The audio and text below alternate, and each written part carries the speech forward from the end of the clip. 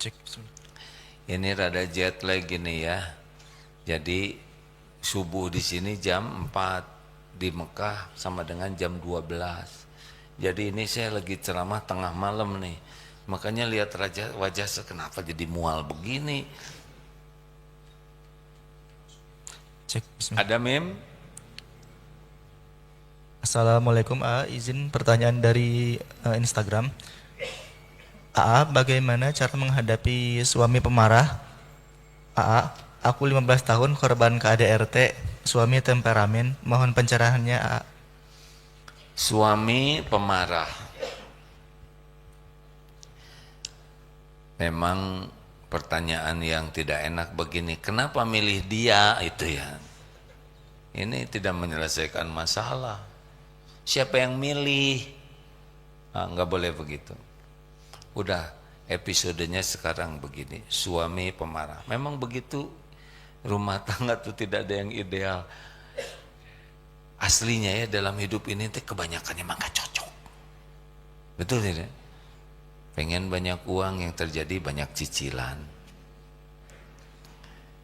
Pasti istri mengharapkan suaminya ideal. Pucunut yang ada jauh dari ideal. Sama, suami juga mengharapkan istrinya serba ideal. Hasilnya juga tidak selalu cocok. Emang hidup ini ujian. Jangan membanding-banding dengan rumah tangga orang lain. Karena tiap orang punya kapling ujian masing-masing. Semuanya ini wajah-wajah diuji nih. Tuh kan kelihatan. Iya, ini wajah-wajah diuji. Apalagi yang ini, ya. Benar. Jadi sadarilah bahwa ini memang ujian hidup. Harus lulus, ya. Apa yang harus dilakukan kalau di rumah ada suami pemarah? Yang pertama harus dilakukan adalah harus ridho dulu. Berat memang ini. Ridho dengan ujian ini.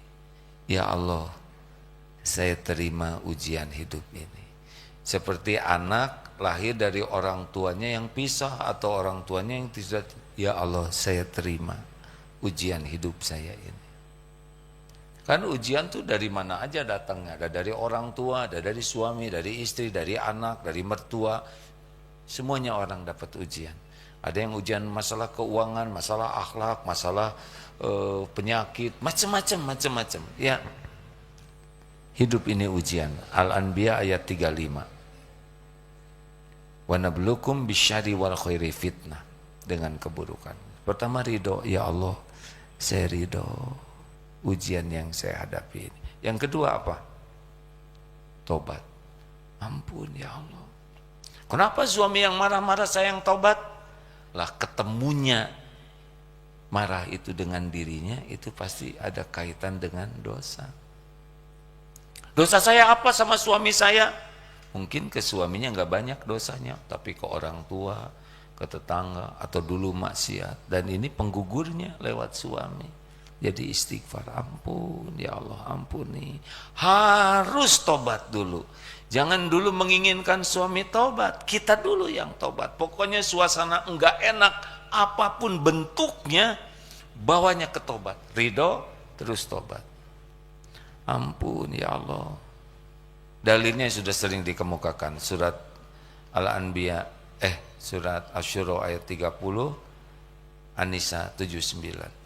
Bahwa kepahitan itu diundang oleh dosa. Jadi jangan fokus ke suami terus. Suami saya pemarah, suami benar itu pemarah, benar itu jelek, tapi kenanya ke kita itu ada dosa kita. Kayak gini, ada copet, benar copet itu salah, benar copet itu maling. Tapi kok saya yang kecopetan? Dosa apa nih? Wa ma asobakum min musibatin fabima kasabat aydikum.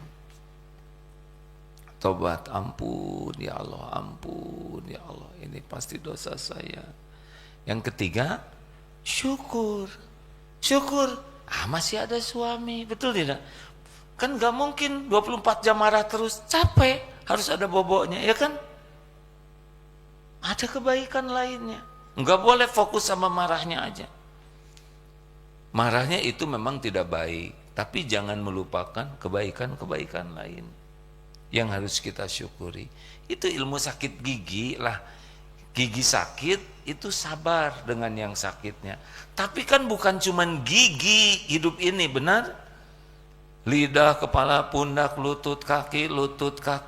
Syukuri, alhamdulillah lidah saya normal. Makin bisa melihat kebaikan dari pasangan hidup, makin disyukuri, tambah karunia oleh Allah. Jangan terus gimana, karena nila setitik rusak susu setengki, nggak boleh. Pasti ada kebaikannya. Mensyukuri kebaikannya itu akan mendatangkan karunia Allah. 4, doa dan ikhtiar satu paket, ya. Doanya apa? Kita yang harus jadi makin baik. Kitanya harus makin disukai Allah, dan doakan suaminya supaya lebih baik. Jadi jangan dengan kebencian, karena emang udah takdirnya itu. Tapi kalau repot sekali, ya minta tolong ke Allah, diberikan jalan keluar terbaik. Jangan pendek pikirannya, ya. Penggugur dosa itu suami begitu tuh, rontok habis dosa-dosa istrinya. Nah juga ada sebaliknya, ada yang istrinya sensi salah, ya udah suaminya gugur dosa. Tapi nggak boleh juga begini, nggak apa-apalah saya di dunia sih ini, bukannya mah saya kan dosanya habis digugurkan, terus pahala itu suami nanti jadi ke saya nanti ketemulah bidadara di surga. Di dunia nggak apa-apalah sih itu, nggak boleh gitu juga. Harus dengan niat baik. Dan pemarah sekarang belum tentu besok lusa masih pemarah. Kalau dibalikan hatinya oleh Allah, bisa saja jadi baik. Ya begitu. Ini teorinya, ya. Prakteknya harus pakai perjuangan. Harus doa baik. Dan harus menginginkan itu jadi baik. Lanjut. Ada ibu-ibu? Ada. Mim? Cek bismillah. Izin pertanyaan dari YouTube. Di sebelah rumah saya baru beli mobil kredit. Sombongnya minta ampun Agim. Apakah itu ria?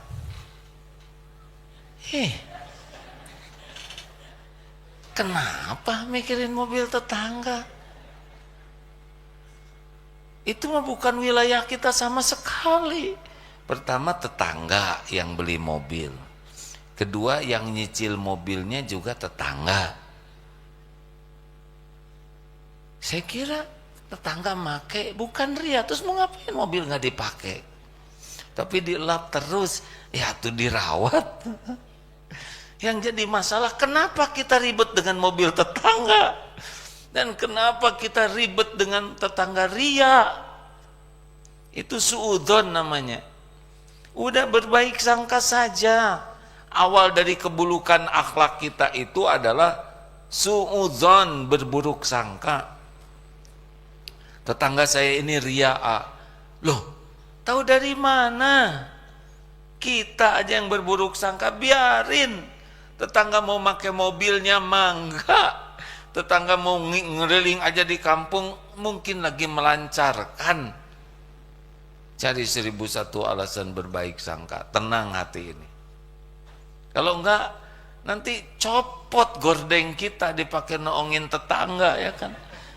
Ibu nggak tahu ya, sebetulnya tetangga ini bukan beli mobil aja, tapi TV baru, kulkas baru, ngejongkeng nanti kita. Udah, doakan supaya berkah hartanya. Gitu. Jangan nyiksa diri, ngerebutin, kecuali kalau ibu yang bayar cicilannya. Udahlah, doakan aja. Tapi saya sebel teh, dengki itu teh. Susah lihat orang senang, senang lihat orang susah. Tetangga naik haji, nanti ibu ngejongkeng naik pensi, jangan ya. Doakan, ya Allah, semoga berkah, mobilnya berkah.